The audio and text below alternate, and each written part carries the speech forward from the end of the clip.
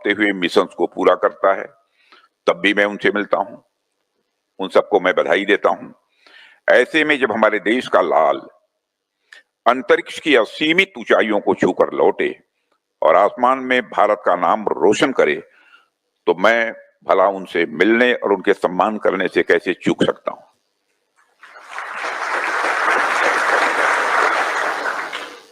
मुझे सच में भारत मां के सपूत ग्रुप कैप्टन शुभांशु शुक्ला का स्वागत और अभिनंदन करते हुए गर्व की अनुभूति हो रही है, और साथ ही उनके अन्य जो साथी हैं, group captain PV Nair, group captain Ajit Krishnan और ग्रुप कैप्टन अंगद प्रताप, मैं यही कहना चाहूंगा आप सबके ऊपर समस्त देशवासियों को आप सब पर भी नाज है। और नाज इसलिए है कि आप सब ने देशवासियों का मस्तक ऊंचा किया है। साथियों, हम बचपन से ही आसमान को बड़े कौतूहल से देखते आए हैं।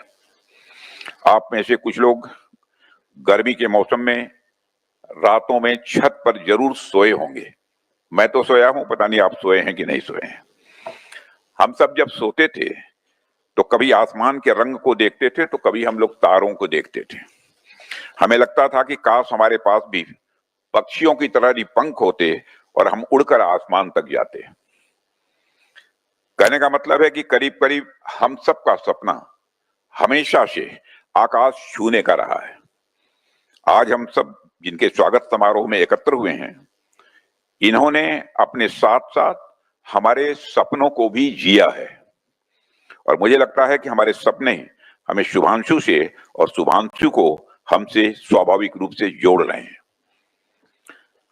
साथियों, यदि स्पेस और उसके एलिमेंट्स के साथ हमारे रिश्ते की बात की जाए तो आप देखिए कि स्पेस हमारी प्रकृति का तो पार्ट है ही, साथ ही साथ हमारे ऋषियों ने हमेशा से स्पेस को अध्यात्म, धर्म और ज्योतिष की दृष्टि से देखा ही है।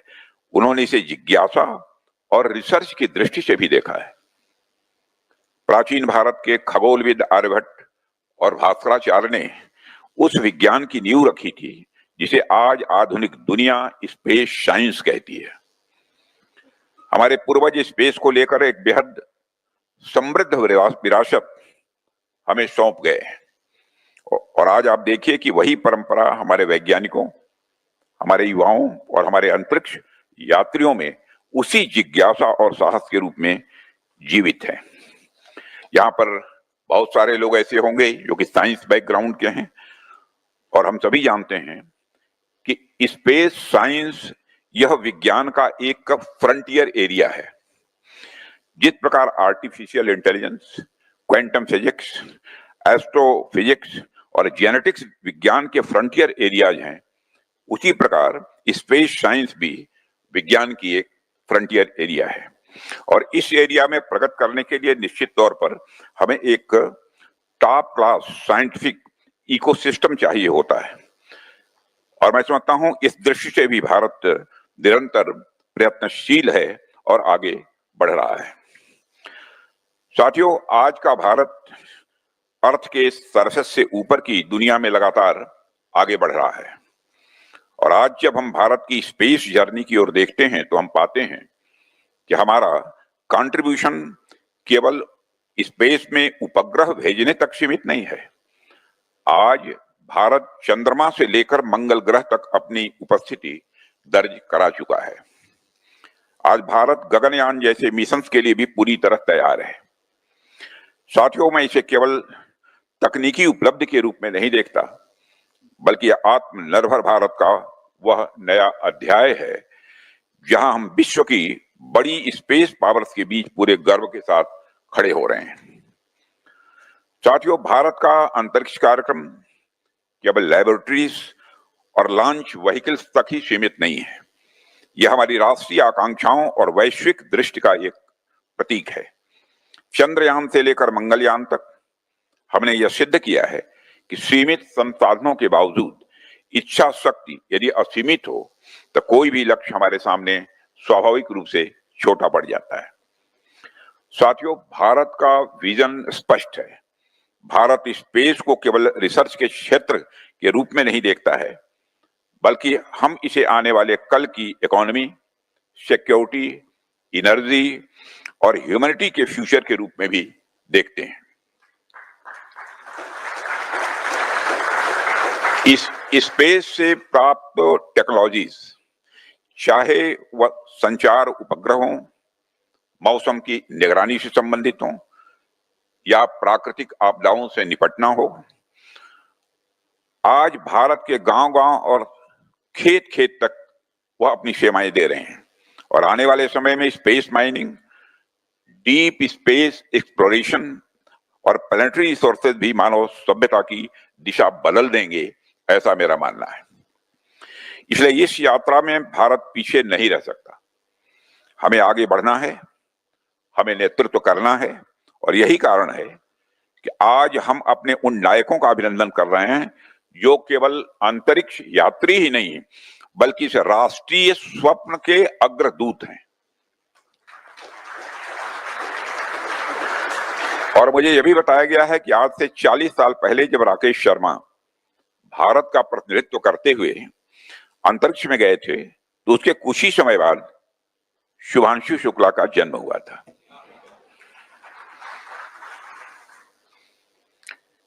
उनके जन्म के साथ ही जन्मा एक सपना, एक दिन मैं भी आसमान में इस धरती को देखूंगा। और आज 40 साल बाद न सिर्फ शुभांशु के बचपन का देखा सपना पूरा हुआ, बल्कि भारत भी एक बार फिर अंतरिक्ष तक अपना परचम लहराया।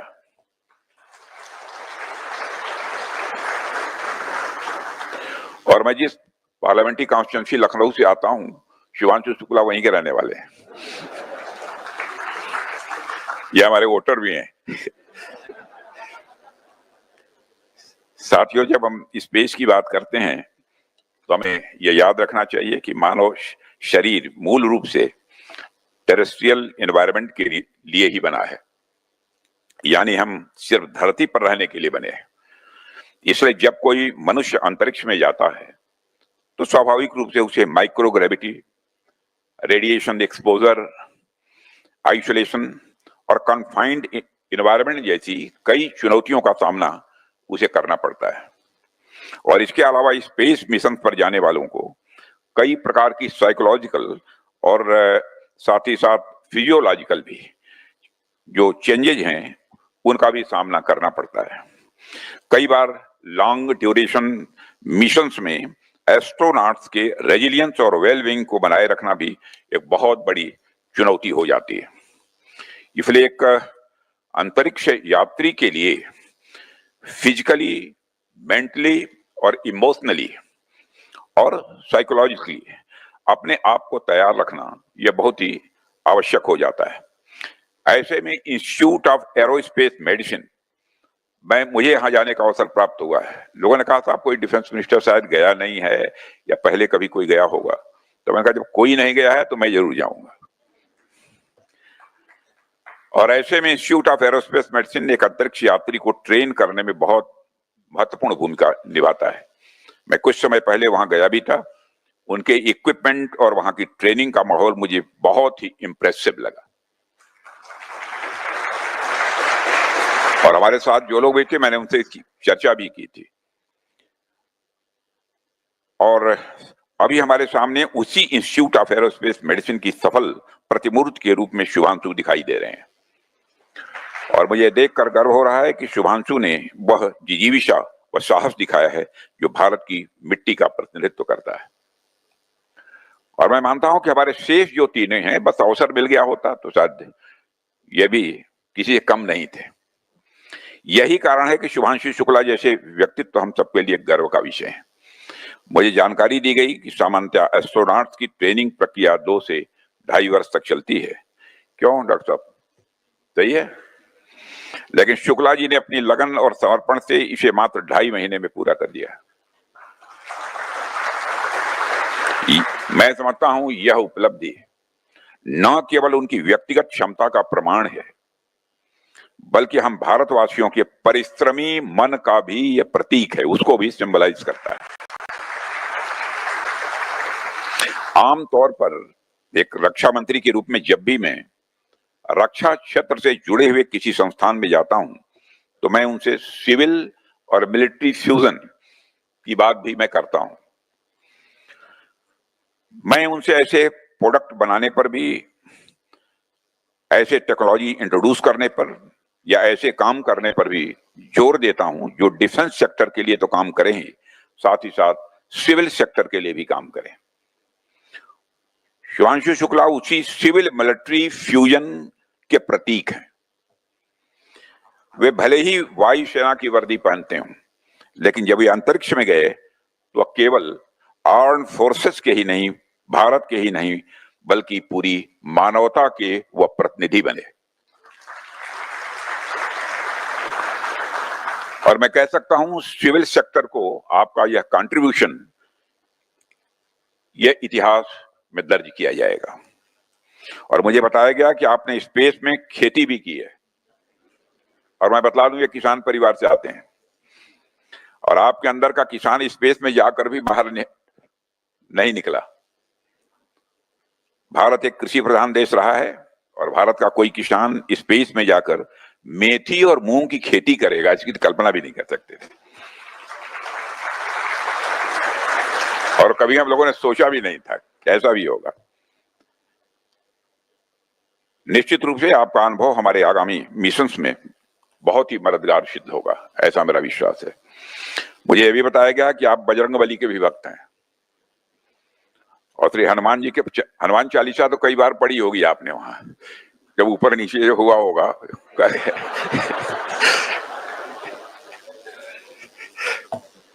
और हनुमान जी के बारे में तो कहा जाता है कि बाल्यावस्था में भी उन्होंने सूर्य देव को फल समझकर निगलने का प्रयास किया था, और वह कथा केवल एक मिथक नहीं बल्कि जिज्ञासा, साहस और असीम ऊर्जा का यह प्रतीक है। आज वही भारत भूमि जहां ऐसे देवताओं की लीलाएं हमारी कथा और हमारी कहानियों में हैं, वहां से निकला हनुमान जी का ही एक भक्त आसमान की ऊंचाइयों को छूकर लौटा है और हम सभी के बीच में मौजूद है। और मैं मानता हूं यह केवल एक विज्ञान की विजय नहीं है, यह एक विश्वास की, साहस की गूंज है। यह केवल एक टेक्नोलॉजिकल अचीवमेंट नहीं है, यह साधना का संदेश भी है। ऊपर जाना ये कोई सामान्य बात नहीं है, स्वयं में एक साधना है, और यह केवल भारत का गौरव नहीं है, यह संपूर्ण मानवता की प्रगति का एक प्रमाण है। जैसा कि हमारे प्रधानमंत्री जी ने भी कहा था, यह स्पेस यात्रा का अंत नहीं बल्कि एक यह शुरुआत है। अभी भारत को स्पेस सेक्टर में बहुत लंबी यात्रा तय करनी है। और साथियों, आज हम एक ऐसे युग में प्रवेश कर चुके हैं जहां अंतरिक्ष केवल सैन्य शक्ति या टेक्नोलॉजिकल स्किल को ही सिंबलाइज नहीं करता है, यह मानव सभ्यता की सामूहिक यात्रा का एक नया पड़ाव है। भारत ने हमेशा विश्व को वसुधैव कुटुंबकम का संदेश दिया है, the whole world is a family. और आज अंतरिक्ष में हमारे वैज्ञानिक और हमारे अंतरिक्ष यात्री उसी संदेश को नई ऊंचाइयों तक पहुंचा रहे हैं। साथियों, ग्रुप कैप्टन शुभांशु शुक्ला की यह यात्रा आने वाली पीढ़ियों को प्रेरणा देती रहेगी। यह बताएगी कि चाहे राह कितनी भी कठिन क्यों न हो, यदि हृदय में श्रद्धा हो और कर्म में शक्ति हो तो आकाश भी हमारी सीमा नहीं रह जाता है। आज जब हम उनका अभिनंदन कर रहे हैं और साथ ही साथ group captain PV Nair, group captain Ajit Krishnan और ग्रुप कैप्टन अंगद प्रसाद का भी अभिनंदन कर रहे हैं, तो मैं केवल इतना ही चाहूंगा कि आप सबने न केवल भारत का नाम रोशन किया है बल्कि आपने संपूर्ण विश्व को यह संदेश दिया है कि एक आम भारतीय वह सब कर सकता है जो दुनिया असंभव समझती है। इन्हीं बातों के साथ मैं एक बार फिर आप सभी रत्नों को और आपके परिवार के सभी सदस्यों को अपनी तरफ से हार्दिक बधाई देता हूं, और साथ ही साथ उज्जवल भविष्य के लिए अपनी हार्दिक आयु में बड़ा होने के कारण शुभकामनाएं भी देता हूं। बहुत बहुत धन्यवाद। Group captain Ajit Krishnan. Jai Hind, everyone. Before I begin, I would like to say AVM Agarwal has already said that I have a habit of speaking less. It's not really a good platform. I've been given 30 minutes to speak. I will, I will try and make up for it.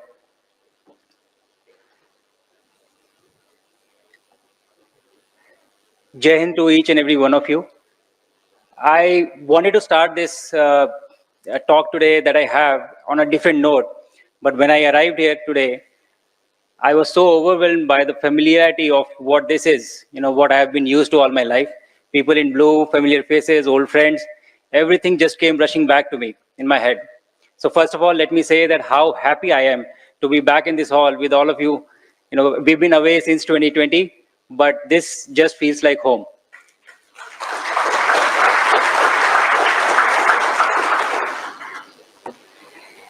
I do have a few anecdotes, and I would start with the experience that A.V.M. Agarwal mentioned that he was explaining to you about space flight, how in space, if you are standing and breathing, you will have a carbon dioxide pocket in front of your face, and oxygen would be coming behind you, and that would cause drowsiness or headaches or space fog. Your mind will stop working. I don't know, a lot of you would be aware, but Indian Air Force has been efficiently replicating this same phenomena in the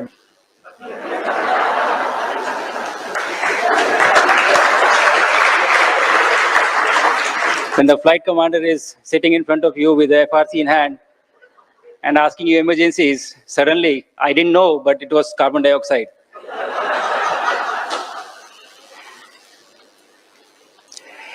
Anyways, my story, I heard Chief of the Air Staff also mentioning, I came across on the internet that accidentally he filled up the form for NDA. And I have a very similar story. I did not intend on joining the defense, but I did.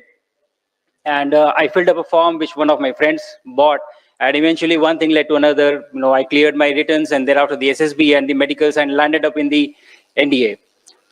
And I remember I was sitting in the officers' mess, waiting for getting allotted whichever squadron I have to go to, and I had another kid next to me who came and he was sitting. He was from Sainik School Tilaiya, and I had a purely civilian background. And then the adjutant came and he started inquiring him, okay, so which sports do you play? And he started, I play football, I play hockey, volleyball, basketball. I think he said everything. And then he turned to me and said, what do you play? I said, cricket. And he said, okay, both of you go to the hunter squadron. And I had no idea of what it is, but I suddenly saw this guy next to me. He started sweating. And by the time we walked to this squadron, he was really jittery, and I was the one consoling him.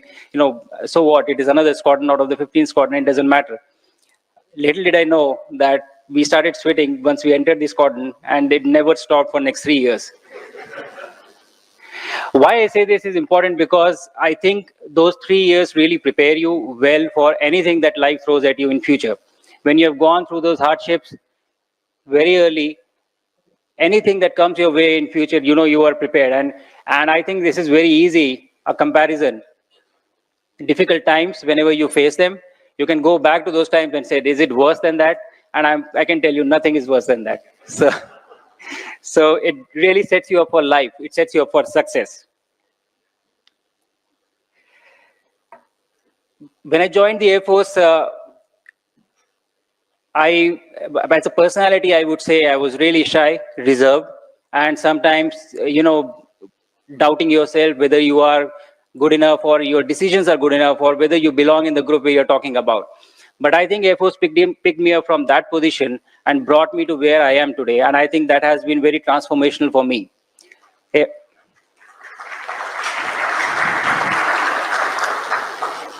I would say that Air Force in general, but cockpit in particular, has been my greatest teacher in life.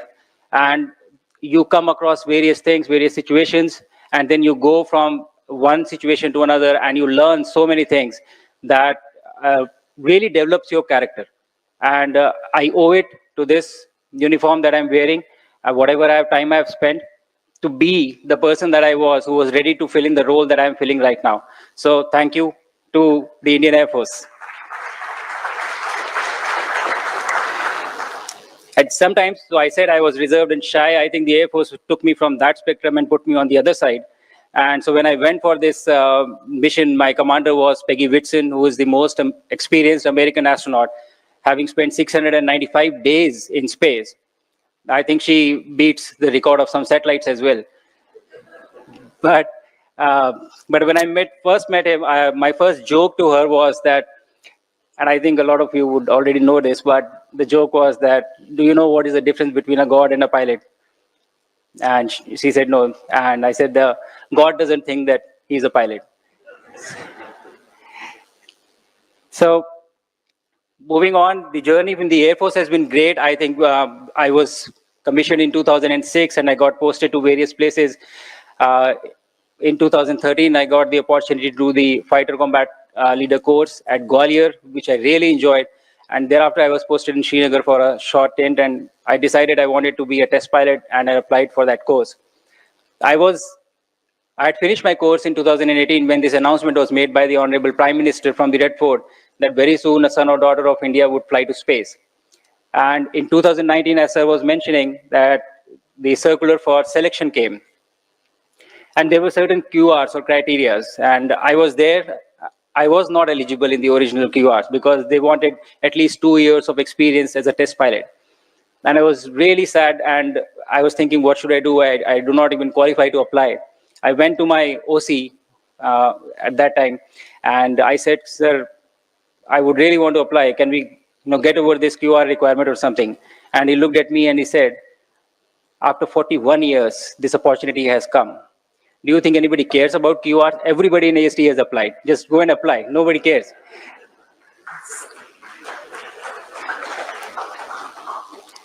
So I did apply, and then obviously the next 6-7 months were very grueling. Doctors became our worst enemies during those few months. I did not say to them then because they were doing my selection, but I did think in my mind that they were blood-sucking vampires. Whenever you go to IAM, they would be standing with those tubes. Like, we want 50 ml, we want 100 ml. Like, it was a grueling experience, but it was type 2 fun.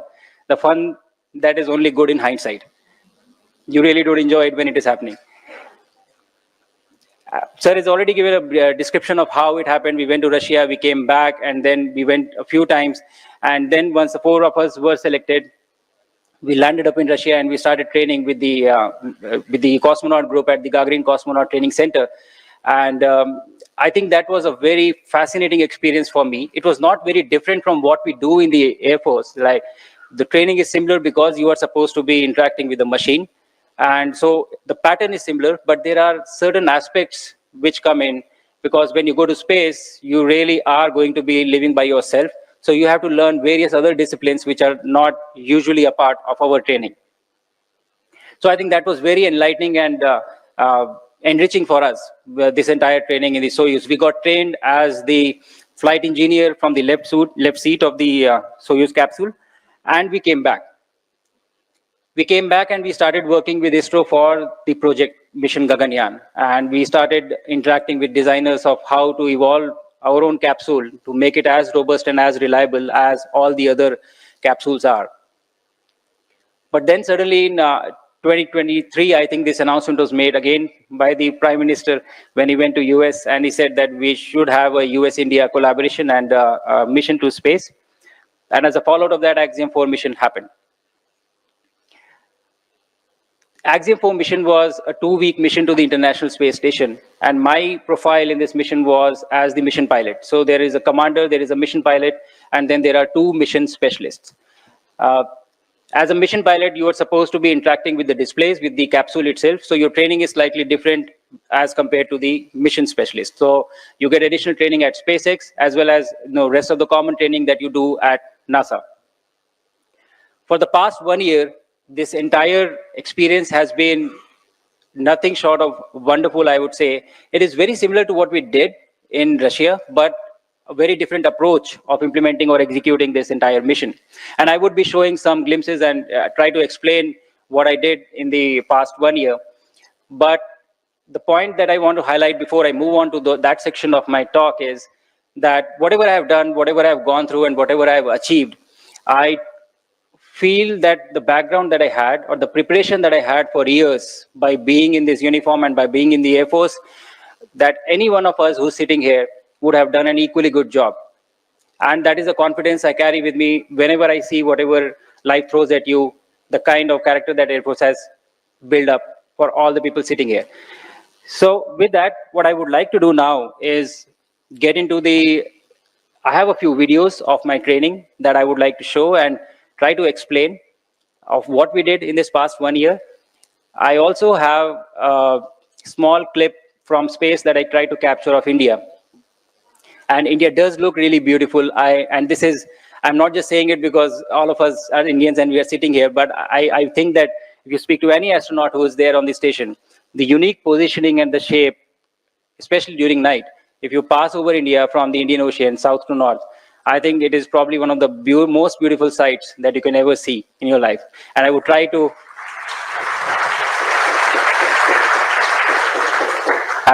share that with you, and hopefully you will like it. So what you see here is the Johnson Space Center, and this was the place where we primarily did our training as far as the International Space Station was concerned. This is the crew. We have the Peggy Whitson, Tibor Kapu, Slavosh, and myself. And the background that you see is a huge simulator of the entire International Space Station, the mock-up.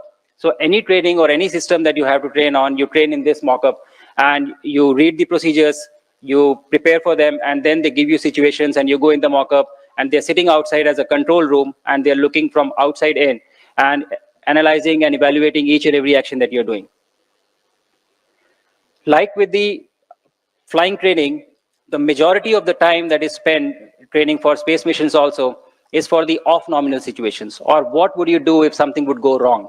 70 to 80% of the time is spent on those situations, and only 20 to 30% is what you would normally do.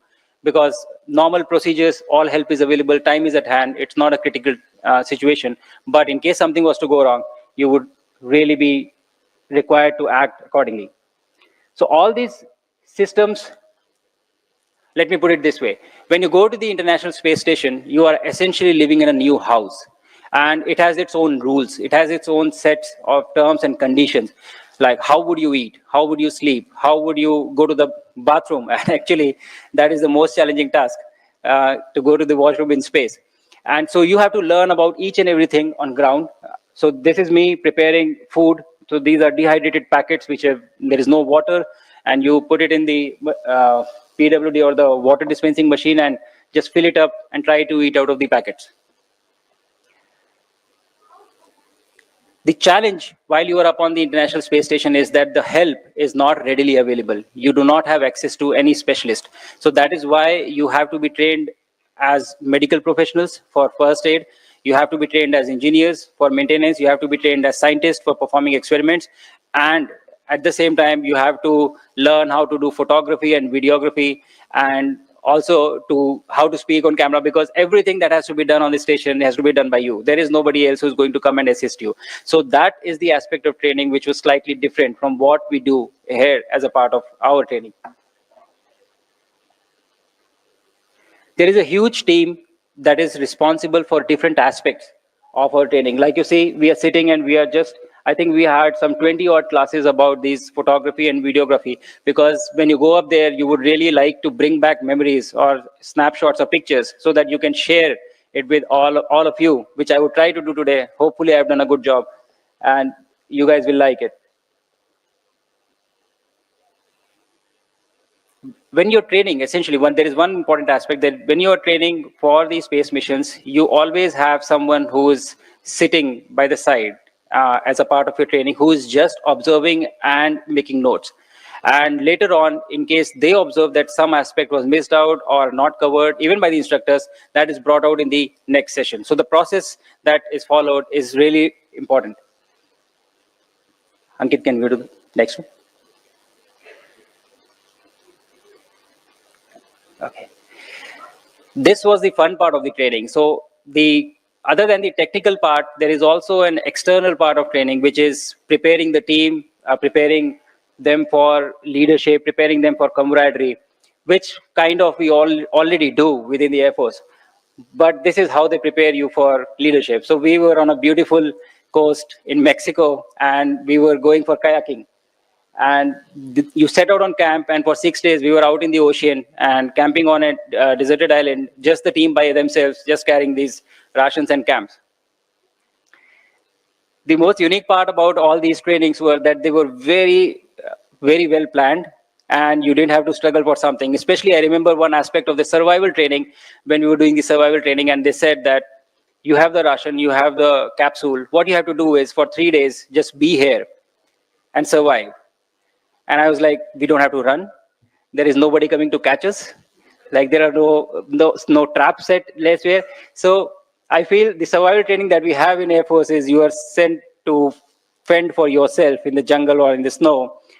You don't have to survive, you have to hide. If you get caught, then your mission is over at that point of time. So I think the training out here was much easier in terms of these aspects. The Air Force really prepares you very well. And I think it was a luxury to do this at the same time, learning the aspects of camaraderie and the team spirit.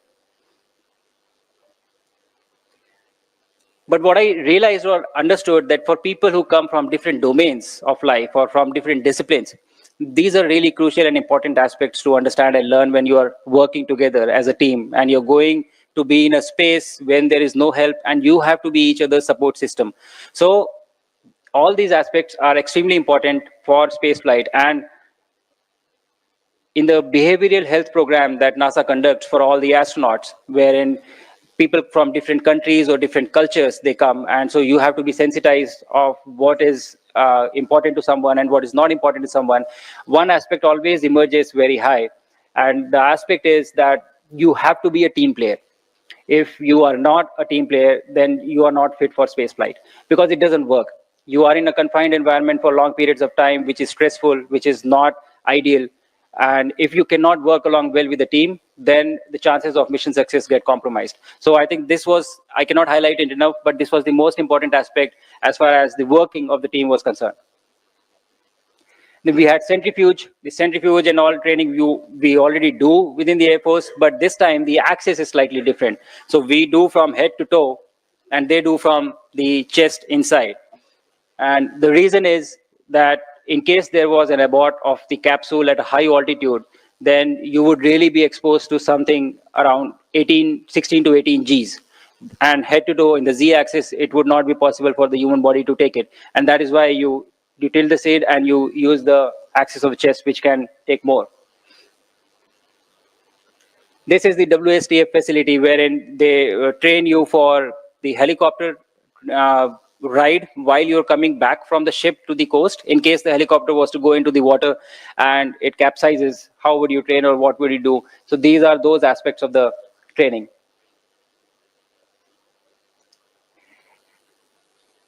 Like I said, all these aspects, all the physical training, all the water training and everything that I did, I really enjoyed it because I felt it was really easy as compared to what we do here in the Air Force.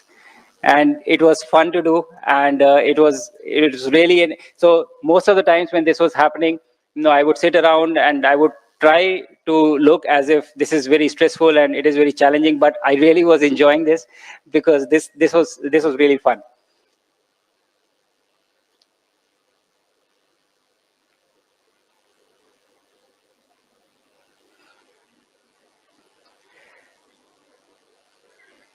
After this video, I think I will move on to the video of showing you how India looks from space and also culminate with a mission recap of what we had.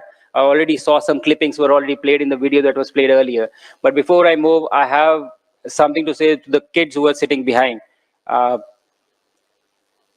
When I started out or joined the NDA, I did not know probably anything of what I want to do with my life. And as I said, that I was really shy and probably underconfident, probably reserved, and guessing myself about everything that I was doing.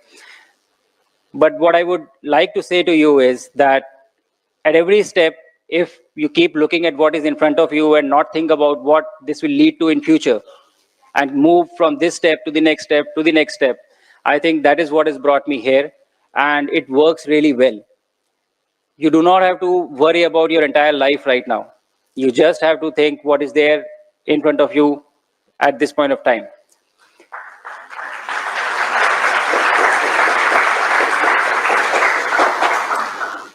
Right now, we are at a stage in our country wherein I said this when we were kids, when I was small, as even Honorable Raksha Mantri was mentioning, that I was born 1 year after King Commander Rakesh Sharma traveled to space. But I grew up listening to his stories. But the thought of becoming an astronaut never really took roots because there wasn't a possibility. We did not have a program. But today that has all changed. When I was on orbit, I had 3 interactions with kids: one live and 2 through the ham radio. And in all these 3 interactions, what was very heartening to me was that at least there was one kid in each interaction who said, "Sir, please tell me, how do I become an astronaut?" And I think that is the big win for our country, because we've already got these minds triggered. They are already thinking, the minds are churning now, and the rest is just enabling them. So we have the time, we have the capability now. It is app. The place where we want to go, that is moon in 2040, we would need the support of all of you. So please keep dreaming big, be curious, and who knows, one of you will be setting the foot on moon for India one day.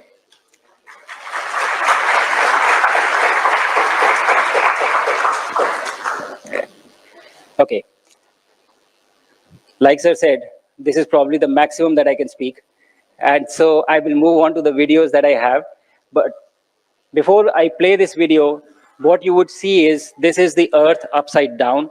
And the green glow that you see is prevalent in the upper layers of atmosphere because of oxygen atoms which are there, which get excited. So you would continuously see the green glow. On the bottom of the screen are the stars. And the top portion would be the Earth. And we would be passing over India. And so this is the general setting of the scene. So this was the sight that you saw 16 times a day. So, and you never really get bored of it. During this mission, for 18 days, I carried with me 7 experiments which were prepared by the Indian researchers. And I never really thought, but it was really challenging to do this in space because everything changes. The space around you changes, your body changes. And the orientation of space from 2D to 3D happens, and it takes some time for your brain to get rewired to it. If I have to give an example, all of us are sitting on these chairs in this auditorium. If the same thing was to be in space, probably some people would be hanging from the ceiling, on the walls. And you just try to find space everywhere because it's a 3D utilization of space and everything floats. So the enabling of the experiments also has to be thought in a way wherein you fix everything or you place everything so that you don't miss it. If you lose something, be rest assured you will never find it. And the smallest thing that we lost were M&Ms, while eating food. And the biggest thing that we lost was a laptop. So, and it can go away. You will never really find it. So a lot of things are missing on station, and there is a huge poster which says missing in action and rewards in terms of anybody who finds it. And that keeps on going. But when we first go to the space, your body undergoes a lot of changes. The fluid shifts from your legs to your head. Your head becomes really big. When I was interacting with the Honorable Prime Minister from space, you would probably have observed that my head was much swollen, much bigger than what it is right now. And your heart rate slows down because your heart doesn't have to pump the blood against gravity to your head. So when I came back, I did not observe it in the space, but when I came back, my normal heart rate was around 92, 93. So it has to pick up back again when you come back. You don't feel hungry. Everything in your stomach starts floating. Like all the stuff, it is just up your chest. So I did not really feel hungry for 3 to 4 days. And every second day is slightly better than the previous one. What was fascinating to me was that all our lives, we have evolved in this environment of gravity, and our body knows nothing else. But when we reach there in space, within 3 to 4 days, your body quickly adapts and it says, okay, this is the new normal. And you start behaving normally when you're up in space. And after the 4th day, everything is okay, absolutely fine. When you come back after 20 days, when I came back, I remember this very distinctly. We were in the capsule and entering the plasma, and the G load started to build up gradually. I was not looking at the display. We were trying to look outside the window because we wanted to see the fire. And I remember I was lifting my neck and I felt, wow, this is heavy. the neck feels heavy. We must be under some G loads. And I look at the display, we were under 0.3 G. So the shift is so distinct. I remember even while opening your eyes, your eyelids feel heavy. Any kind of movement, this feels heavy because your body is used to no effort, nothing. And suddenly you're coming back into this effort. And I think I still tried, but up to 1.8 G, I could keep my neck up, and then it was just not possible. I had to go back in the seat. After splashdown, I remember we were off the coast of San Diego in the Pacific Ocean, and there were waves, and the capsule was oscillating.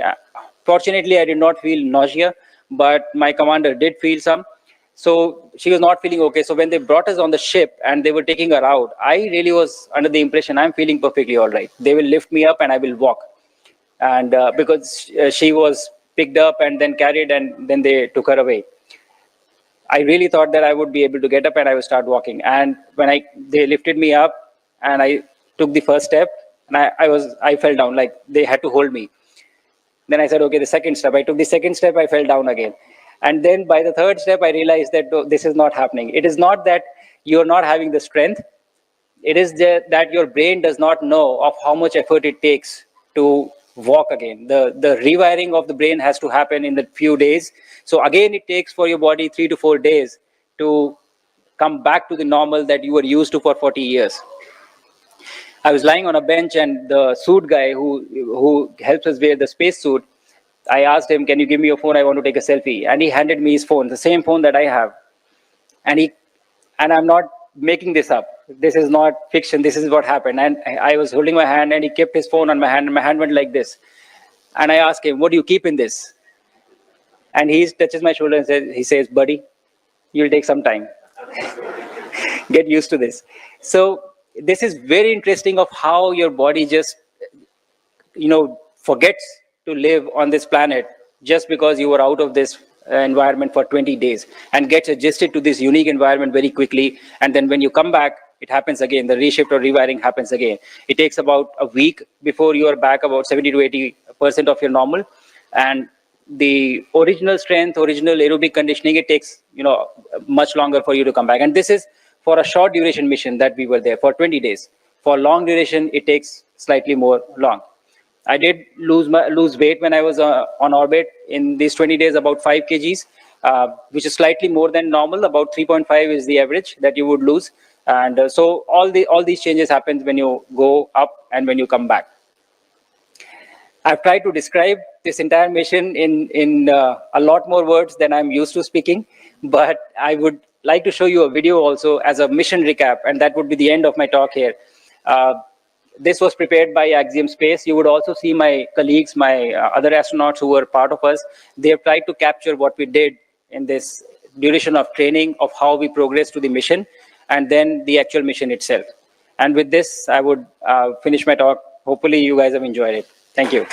अब मैं अनुरोध करूंगी गगन यात्रियों से कि वह कृपया मंच पर आएं। Group captain Prashant Balakrishnan Nair, group captain Ajit Krishnan, group captain Angad Pratap, group captain Shubhanshu Shukla. मैं सादर आमंत्रित करना चाहूंगी आज के मुख्य अतिथि माननीय रक्षा मंत्री श्री राजनाथ सिंह जी को कि वह कृपया मंच पर आकर गगन यात्रियों को सम्मानित करें और अपने संबोधन द्वारा हम सबको प्रेरित करें।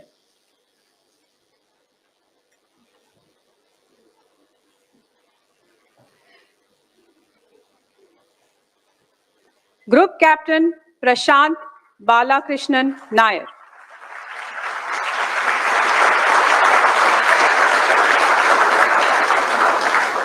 Group captain Ajit Krishnan,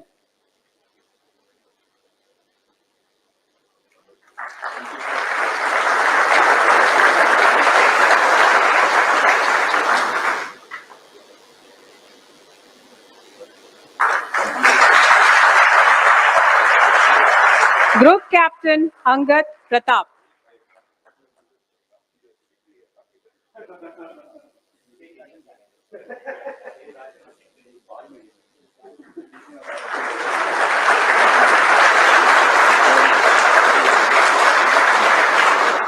Group Captain Shubhanshu Shukla.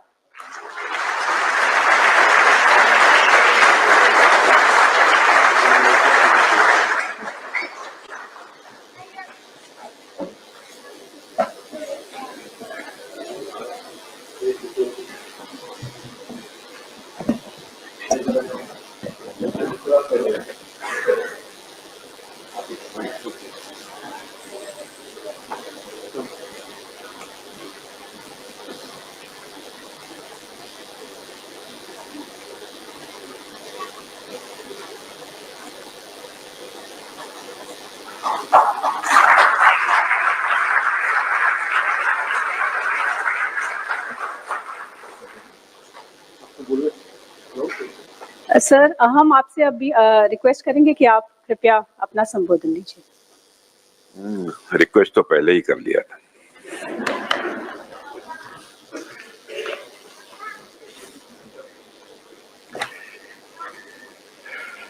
वैसे मैं अपनी बात प्रारंभ करने के पहले मैं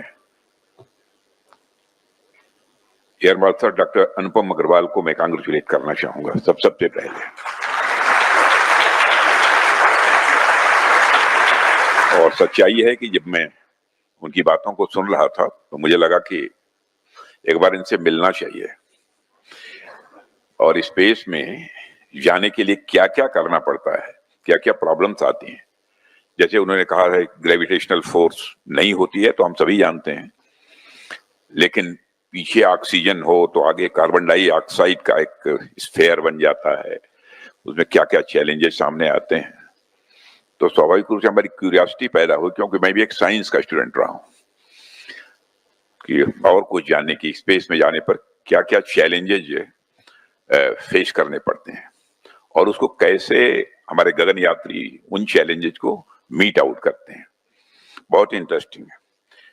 general Anil Chauhan ji, chief of defence staff, air chief marshal AP Singh, chief of air staff, air force के former chiefs, group captain Shubhanshu Shukla, group captain PB Nair, group captain Ajit Krishnan and group captain Angad Pratap. Angad, जहां पैर रख दिया। और doctor DK Singh, director human space flight centre ISRO. कहाँ है doctor DK Singh? अच्छा, very good, बहुत अच्छा। और हमारे डॉक्टर अनुपम अग्रवाल जी, हमारे रक्षा मंत्रालय और आर्म फोर्सेस के सारे ऑफिसर्स, मेरे वैज्ञानिक साथियों, एवं थिंक टैंक्स के स्कॉलर्स, हमारे एयर वॉरियर्स और यहाँ मौजूद सभी अधिकारियों के परिवारजन और प्रिय बच्चों तथा मीडिया के मित्रों, सबसे पहले मैं ग्रुप कैप्टन शुभांशु शुक्ला को एक्सम मिशन 4 के लिए सेलेक्ट किए जाने की बड़ी और ऐतिहासिक अचीवमेंट पर ढेर सारी हार्दिक बधाइयां देता हूं। और मैं यहां मौजूद group captain PB Nair, group captain Ajit Krishnan और ग्रुप कैप्टन अंगद प्रताप का भी अभिनंदन करता हूं। यह बात सही है कि कोई किसी से कम नहीं है, लेकिन कुछ मुकद्दर की भी बात होती है, क्योंकि हमारी यह निश्चित धारणा है साइंस का स्टूडेंट होने के बावजूद भी कि मनुष्य के जीवन में क्या इस होल यूनिवर्स में जितनी भी एक्टिविटीज होती हैं सब कुछ प्री डेस्टिन्ड है। और आप चारों का भी सिलेक्शन हुआ ट्रेनिंग के लिए, तो यह भी मैं मानता हूं कि परमात्मा ने पहले से ही इसको निर्धारित कर रखा था कि आपको यह अवसर जिंदगी में प्राप्त होगा, और वो अवसर आप सबको प्राप्त हुआ है। आप सभी ने ट्रेनिंग के दौरान जो टेम्परामेंट दिखाया वह अपने आप में न केवल इम्प्रेसिव था, बल्कि मैं कहूंगा कि एक्सीलेंट था। और आप चारों सचमुच हमारे लिए रत्न हैं।